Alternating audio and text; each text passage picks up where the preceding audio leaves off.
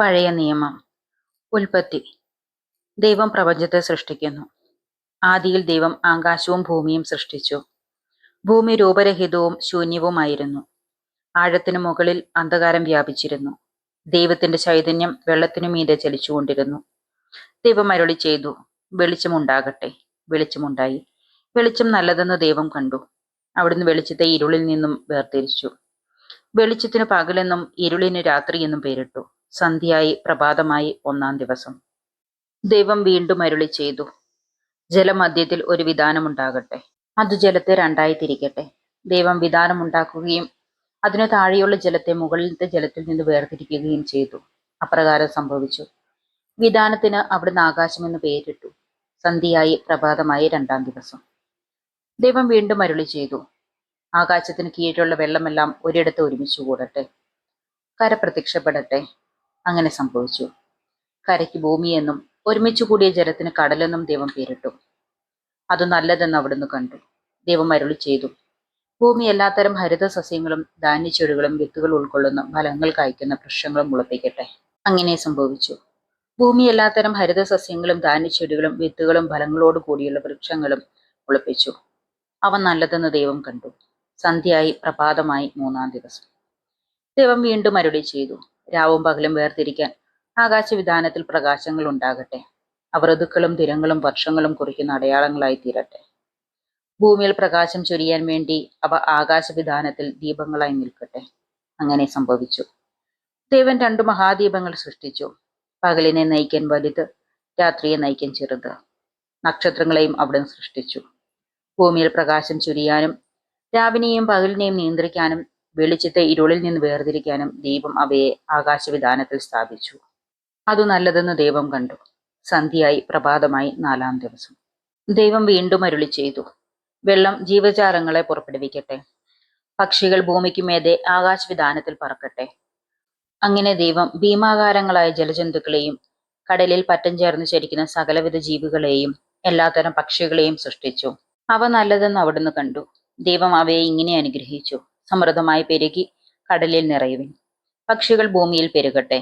സന്ധ്യയായി പ്രഭാതമായി അഞ്ചാം ദിവസം.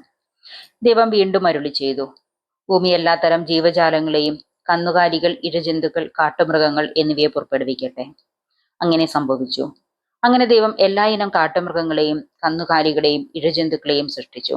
അവ നല്ലതെന്ന് അവിടുന്ന് കണ്ടു. ദൈവം വീണ്ടും അരുളി ചെയ്തു, നമുക്ക് നമ്മുടെ ഛായയിലും സാദൃശ്യത്തിലും മനുഷ്യനെ സൃഷ്ടിക്കാം. അവർക്ക് കടലിലെ മത്സ്യങ്ങളുടെയും ആകാശത്തിലെ പറവകളുടെയും നാൽക്കാലികളുടെയും ഭൂമി മുഴുവന്റെയും ഭൂമിയിൽ എഴിയുന്ന സർവ്വജീവികളുടെയും മേൽ ആധിപത്യം ഉണ്ടായിരിക്കട്ടെ. അങ്ങനെ ദൈവം തന്റെ ഛായയിൽ മനുഷ്യനെ സൃഷ്ടിച്ചു. ദൈവത്തിന്റെ ഛായയിൽ അവിടുന്ന് അവനെ സൃഷ്ടിച്ചു. സ്ത്രീയും പുരുഷനുമായി അവരെ സൃഷ്ടിച്ചു.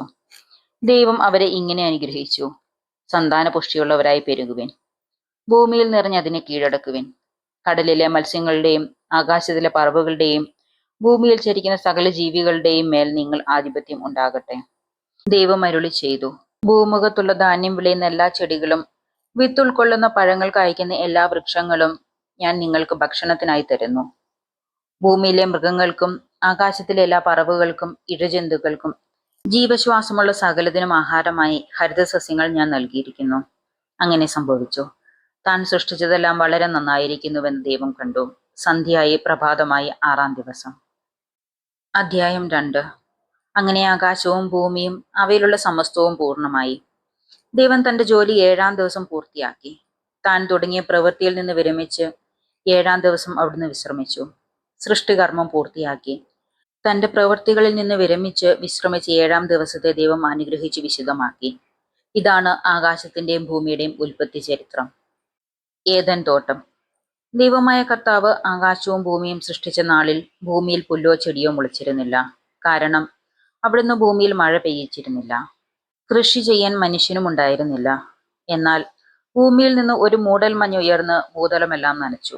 ദൈവമായ കർത്താവ് ഭൂമിയിലെ പൂഴി കൊണ്ട് മനുഷ്യനെ രൂപപ്പെടുത്തുകയും ജീവന്റെ ശ്വാസം അവന്റെ നാസാരന്ധ്രങ്ങളിലേക്ക് നിശ്വസിക്കുകയും ചെയ്തു. അങ്ങനെ മനുഷ്യൻ ജീവനുള്ളവനായി തീർന്നു. അവിടുന്ന് കിഴക്ക് ഏദനിൽ ഒരു തോട്ടമുണ്ടാക്കി. താൻ രൂപം കൊടുത്ത മനുഷ്യനെ അവിടെ താമസിപ്പിച്ചു. കാഴ്ചയ്ക്ക് കൗതുകവും ഭക്ഷിക്കാൻ സ്വാദുമുള്ള പഴങ്ങൾ കായ്ക്കുന്ന എല്ലാത്തരം വൃക്ഷങ്ങളും അവിടുന്ന് മണ്ണിൽ നിന്നും പുറപ്പെടുവിച്ചു. ജീവന്റെ വൃക്ഷവും നന്മ തിന്മകളെക്കുറിച്ചുള്ള അറിവിന്റെ വൃക്ഷവും തോട്ടത്തിന്റെ നടുവിൽ അവിടുന്ന് വളർത്തി. തോട്ടം നനയ്ക്കാൻ ഏദനിൽ നിന്ന് ഒരു നദി പുറപ്പെട്ടു. അവിടെ വെച്ച് അത് 4 കൈവഴികളിലായി പിരിഞ്ഞു. ഒന്നാമത്തതിന്റെ പേര് പിഷോൺ. അത് സ്വർണത്തിന്റെ നാടായ ഹവില മുഴുവൻ ചുറ്റിയൊഴുകുന്നു. ആ നാട്ടിലെ സ്വർണം മേൽത്തരമാണ്. അവിടുത്തെ സുഗന്ധദ്രവ്യങ്ങളും പവിഴക്കല്ലുകളും ഉണ്ട്. രണ്ടാമത്തെ നദിയുടെ പേര് ഗിഹോൻ. അത് കുഷ് എന്ന നാടിനെ ചുറ്റി ഒഴുകുന്നു. മൂന്നാമത്തെ നദിയുടെ പേര് ടൈഗ്രീസ്. അത് അസിറിയയുടെ കിഴക്കു ഭാഗത്തു കൂടി ഒഴുകുന്നു. നാലാമത്തെ നദി യൂഫ്രട്ടീസ്. ഏദൻ തോട്ടം കൃഷി ചെയ്യാനും സംരക്ഷിക്കാനും ദൈവമായ കർത്താവ് മനുഷ്യനെ അവിടെയാക്കി. അവിടുന്ന് അവനോട് കൽപ്പിച്ചു, തോട്ടത്തിലെ എല്ലാ വൃക്ഷങ്ങളുടെയും ഫലം ഭക്ഷിച്ചുകൊള്ളുക. എന്നാൽ നന്മതിന്മകളെക്കുറിച്ചുള്ള അറിവിന്റെ വൃക്ഷത്തിലെ ഫലം നീ തിന്നരുത്. തിന്നുന്ന ദിവസം നീ മരിക്കും. ദൈവമായ കർത്താവ് അരുളി ചെയ്തു, മനുഷ്യൻ ഏകനായിരിക്കുന്നത് നന്നല്ല. അവന് ചേർന്ന ഒരു ഇണയെ ഞാൻ നൽകും. ദൈവമായ കർത്താവ് ഭൂമിയിലെ സകല മൃഗങ്ങളെയും ആകാശത്തിലെ സകല പക്ഷികളെയും മണ്ണിൽ നിന്ന് രൂപപ്പെടുത്തി. അവയ്ക്ക് മനുഷ്യൻ എന്തു പേരിടുമെന്ന് അറിയാൻ അവിടുന്ന് അവയെ അവന്റെ മുമ്പിൽ കൊണ്ടുവന്നു. മനുഷ്യൻ വിളിച്ചത് അവയ്ക്ക് പേരായി തീർന്നു.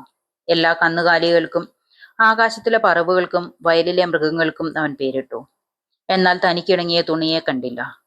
അതുകൊണ്ട് ദൈവമായ കർത്താവ് മനുഷ്യനെ ഗാഢനിദ്രയിൽ ആഴ്ത്തി. ഉറങ്ങിക്കിടന്നിരുന്ന അവന്റെ വാരിയെല്ലുകളിൽ ഒന്നെടുത്തതിന് ശേഷം അവിടെ മാംസം കൊണ്ട് മൂടി.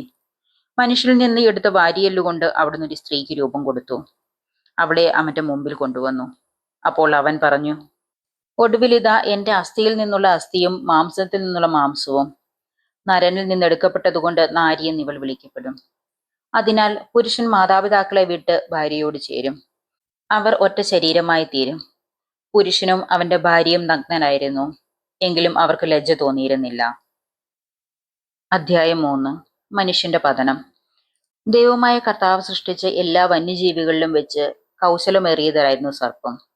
അത് സ്ത്രീയോട് ചോദിച്ചു, തോട്ടത്തിലെ ഒരു വൃക്ഷത്തിന്റെയും ഫലം തിന്നരുതെന്ന് ദൈവം കൽപ്പിച്ചിട്ടുണ്ടോ? സ്ത്രീ സർപ്പത്തോട് പറഞ്ഞു, തോട്ടത്തിലെ വൃക്ഷങ്ങളുടെ പഴങ്ങൾ ഞങ്ങൾക്ക് ഭക്ഷിക്കാം. എന്നാൽ തോട്ടത്തിന്റെ നടുവിലുള്ള മരത്തിന്റെ പഴം ഭക്ഷിക്കുകയോ തൊടുക പോലുമോ അരുത്. ഭക്ഷിച്ചാൽ നിങ്ങൾ മരിക്കുമെന്ന് ദൈവം പറഞ്ഞിട്ടുണ്ട്. സർപ്പം സ്ത്രീയോട് പറഞ്ഞു, നിങ്ങൾ മരിക്കുകയില്ല. അത് തിന്നുന്ന ദിവസം നിങ്ങളുടെ കണ്ണുകൾ തുറക്കുമെന്നും നന്മയും തിന്മയും അറിഞ്ഞ് നിങ്ങൾ ദൈവത്തെ പോലെ ആകുമെന്നും ദൈവത്തിനറിയാം. ആ വൃക്ഷത്തിന്റെ പഴം ആസ്വാദ്യവും കണ്ണിന് കൗതുകകരവും അറിവേകാൻ കഴിയുമെന്നതിനാൽ അഭികാമ്യവും ആണെന്ന് കണ്ട് അവൾ അത് പറിച്ചു തിന്നു. ഭർത്താവിനും കൊടുത്തു, അവനും തിന്നു. ഉടനെ ഇരുവരുടെയും കണ്ണുകൾ തുറന്നു. തങ്ങൾ നഗ്നരാണെന്ന് അവരറിഞ്ഞു. അത്തിയിലകൾ കൂട്ടിത്തുന്നി അവർ അരക്കച്ചി ഉണ്ടാക്കി. വെയിലാറിയപ്പോൾ ദൈവമായ കർത്താവ് തോട്ടത്തിൽ ഉലാത്തുന്നതിന്റെ ശബ്ദം അവർ കേട്ടു.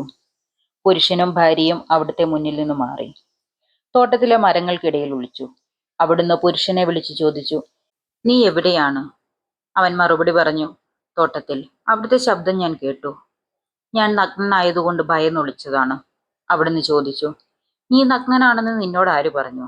തിന്നരുതെന്ന് ഞാൻ കൽപ്പിച്ച വൃക്ഷത്തിന്റെ പഴം നീ തിന്നോ? അവൻ പറഞ്ഞു, അങ്ങേ എനിക്ക് കൂട്ടിന് തന്ന സ്ത്രീ ആ മരത്തിന്റെ പഴം എനിക്ക് തന്നു. ഞാൻ അത് തിന്നു. ദൈവമായ കർത്താവ് സ്ത്രീയോട് ചോദിച്ചു, നീ എന്താണ് ഈ ചെയ്തത്? അവൾ പറഞ്ഞു, സർപ്പം എന്നെ വഞ്ചിച്ചു, ഞാൻ പഴം തിന്നു. ശിക്ഷയും വാഗ്ദാനവും. ദൈവമായ കർത്താവ് സർപ്പത്തോട് പറഞ്ഞു, ഇത് ചെയ്തതുകൊണ്ട് നീ എല്ലാ കന്നുകാലികളുടെയും വന്യമൃഗങ്ങളുടെയും ഇടയിൽ ശപിക്കപ്പെട്ടതായിരിക്കും. നീ മണ്ണിൽ ഇഴഞ്ഞു നടക്കും. ജീവിതകാലം മുഴുവൻ നീ പൊടി തിന്നും. നീയും സ്ത്രീയും തമ്മിലും നിന്റെ സന്തതിയും അവളുടെ സന്തതിയും തമ്മിൽ ഞാൻ ശത്രുത ഉളവാക്കും. അവൻ നിന്റെ തല തകർക്കും, നീ അവന്റെ കുതുകാലിൽ പരിക്കേൽപ്പിക്കും. അവിടുന്ന് സ്ത്രീയോട് പറഞ്ഞു, നിന്റെ ഗർഭാരിഷ്ടകൾ ഞാൻ വർദ്ധിപ്പിക്കും. നീ വേദനയോടെ കുഞ്ഞുങ്ങളെ പ്രസവിക്കും. എങ്കിലും നിനക്ക് ഭർത്താവിൽ അഭിലാഷമുണ്ടാകും. അവൻ നിന്നെ ഭരിക്കുകയും ചെയ്യും. ആദത്തോട് അവിടുന്ന് പറഞ്ഞു, തിന്നരുതെന്ന് ഞാൻ പറഞ്ഞ പഴം സ്ത്രീയുടെ വാക്കുകേട്ട് നീ തിന്നതുകൊണ്ട് നീ മൂലം മണ്ണ് ശപിക്കപ്പെട്ടതായിരിക്കും. ആയുഷ്കാലം മുഴുവൻ കഠിനാധ്വാനം കൊണ്ട് നീ അതിൽ നിന്നും കാലയാപനം ചെയ്യും. അത് മുള്ളും മുൾച്ചെടികളും നിനക്കായി മുളപ്പിക്കും. വയലിലെ സസ്യങ്ങൾ നീ ഭക്ഷിക്കും. മണ്ണിൽ നിന്ന് എടുക്കപ്പെട്ട നീ മണ്ണിനോട് ചേരുന്നതുവരെ നെറ്റിയിലെ വിയർപ്പ് കൊണ്ട് ഭക്ഷണം സമ്പാദിക്കും. നീ പൊടിയാണ്, പൊടിയിലേക്ക് തന്നെ നീ മടങ്ങും. ആദം ഭാര്യയെ ഹവ്വ എന്ന് വിളിച്ചു, കാരണം അവൾ ജീവനുള്ളവരുടെ എല്ലാം മാതാവാണ്. ദൈവമായ കർത്താവ് തോലുകൊണ്ട് ഉടയാടയുണ്ടാക്കി ആദത്തെയും ഭാര്യയെയും ധരിപ്പിച്ചു. അനന്തരം അവിടുന്ന് പറഞ്ഞു, മനുഷ്യനിതാ തിന്മയും നന്മയും അറിഞ്ഞ് നമ്മിലൊരുവനെ പോലെയായിരിക്കുന്നു. ഇനി അവൻ കൈനീട്ടി ജീവന്റെ വൃക്ഷത്തിൽ നിന്നുകൂടി പറിച്ചു തിന്ന് അമർത്യനാകാൻ ഇടയാകരുത്. കർത്താവ് അവരെ ഏദൻ തോട്ടത്തിൽ നിന്ന് പുറത്താക്കി. മണ്ണിൽ നിന്നെടുത്ത മനുഷ്യനെ മണ്ണിനോട് മല്ലിടാൻ വിട്ടു. മനുഷ്യനെ പുറത്താക്കിയ ശേഷം ജീവന്റെ വൃക്ഷത്തിലേക്കുള്ള വഴി കാക്കാൻ ഏദൻ തോട്ടത്തിന് കിഴക്ക് അവിടുന്ന് കെരൂബുകളെ കാവൽ നിർത്തി. എല്ലാ വശത്തേക്കും കറങ്ങുന്നതും തീ ജ്വലിക്കുന്നതുമായ ഒരു വാളും അവിടുന്ന് സ്ഥാപിച്ചു. ദിവസവും 10 മിനിറ്റ് ബൈബിൾ ശ്രവിക്കാനായി എന്നോടൊപ്പം കൂടുക.